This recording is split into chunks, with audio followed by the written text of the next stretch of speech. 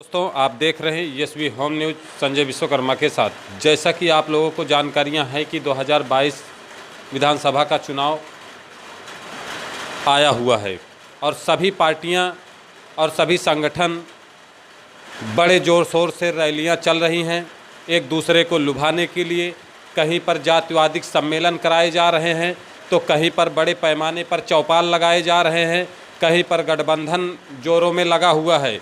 लेकिन ऐसे में सवाल उठता है, क्या उत्तर प्रदेश में अब की बार क्या जातिवाद के स्तर से वोटिंग करेगी क्या जनता? क्योंकि इस 74 सालों से जातिवाद के ऊपर ही वोटिंग करते लोग आए हुए हैं और अभी तक किसी का भला नहीं हुआ है। लेकिन आज उत्तर प्रदेश में सभी जातियों को लेकर के क्या भारतीय जनता पार्टी ने चला है? क्या सभी को बराबर हक और अधिकार मिला है? क्या सभी के दुख और दर्द में क्या शामिल हुए हैं? क्या इस पर बहुत बड़ा सवाल बनता है, क्योंकि कहा जाता है कि सभी जातियां कहीं ना कहीं वोट बैंक, सभी जातियों का वोट बैंक बना है।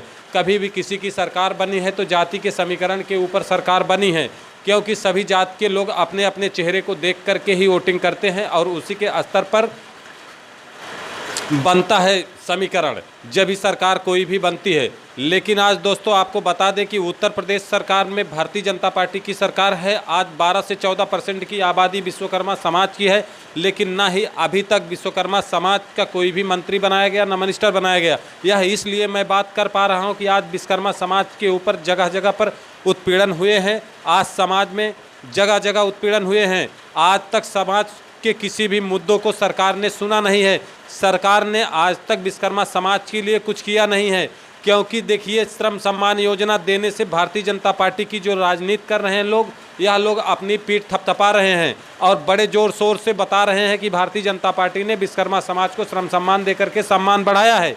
लेकिन क्या सम्मान वास्तव में बढ़ाया है? क्या आपको यह पॉइंट देखना पड़ेगा। अगर श्रम सम्मान ना दे करके अगर विश्वकर्मा समाज के लिए जो आरा मशीन का लाइसेंस आज तक कोर्ट में केस जारी है, अगर उसको निपटारा कर दिया गया रहता था तो क्या विश्वकर्मा समाज अपने लिए लोहा और लकड़ी पर आधारित जो समाज है, अगर लाइसेंस उसका रिन्यूअल हो गया रहता, लाइसेंस बन गए रहते, तो क्या वह आरी और बसुला खरीद नहीं सकता था? क्या अगर सरकारी जो भी सरकारी अस्पताल हैं, सरकारी स्कूल हैं, हर जगह पर लोहा लकड़ी के आधार पर विश्वकर्मा समाज को रखा गया रहता है इस 5 साल में, तो क्या वह आरी बसुला खरीद नहीं सकता था? क्या अगर सरकार दे रही है इसका मतलब क्या हुआ? इस पर एक बहुत बड़ा सवाल बनता है। हमारे समाज को क्या इस तरीके से लोहा और लकड़ी के कार्य करने के लिए आरी बसुला दे करके इसके ऊपर क्या समाज वोटिंग करेगा? क्या विश्वकर्मा समाज के साथ में आज जो लगातार उत्पीड़न हुए हैं, समाज के ऊपर जो समस्याएं आई हैं, या हमारे समाज के जो नेता लोग हैं वह लोग पूरी तरीके से उस समस्या को निपटारा कर पाए हैं? क्या सरकार में विश्वकर्मा समाज का सुना गया है? क्या सरकार में विश्वकर्मा समाज के दुख दर्द को यह सरकार समझा है? क्या सरकार को इंसाफ? सरकार ने, भारतीय जनता पार्टी की जो सरकार है, मौजूदा योगी आदित्यनाथ की सरकार है, विश्वकर्मा समाज के जिस भी गरीब के साथ में उत्पीड़न हुआ है, क्या उसके साथ में न्याय हुआ है? अगर न्याय नहीं हुआ है तो इस पर बहुत बड़ा सवाल बनता है कि 2022 में विश्वकर्मा समाज क्या दूसरी पार्टी में सटक कर जाएगा क्या? और अगर भारतीय जनता पार्टी को छोड़ करके विश्वकर्मा समाज किसी दूसरे अन्य पार्टी के साथ में जाता है तो उसके कारण क्या होंगे?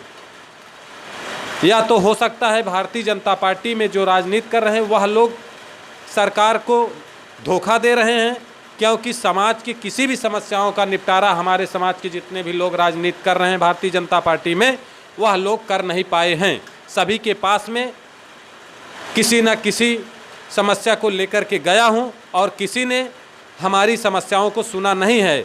या हो सकता है भारतीय जनता पार्टी को हमारे समाज के लोग धोखा दे रहे हैं, या भारतीय जनता पार्टी हमारे समाज को धोखा दे रही है। दो ही कारण इसमें बनता है। और मैं वीडियो के माध्यम से उत्तर प्रदेश सरकार, योगी आदित्यनाथ जी महाराज, यशस्वी मुख्यमंत्री योगी आदित्य जी महाराज से मैं यह बताना चाहता हूं कि महाराज जी, हमारा समाज बहुत दुखी समाज है। हमारे समाज को आज तक कुछ मिला नहीं है। हमारे समाज के ऊपर उत्पीड़न हो रहा है।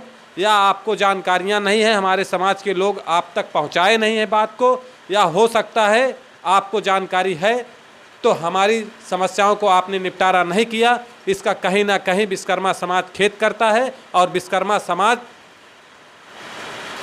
आपसे दूर छटक रहा है।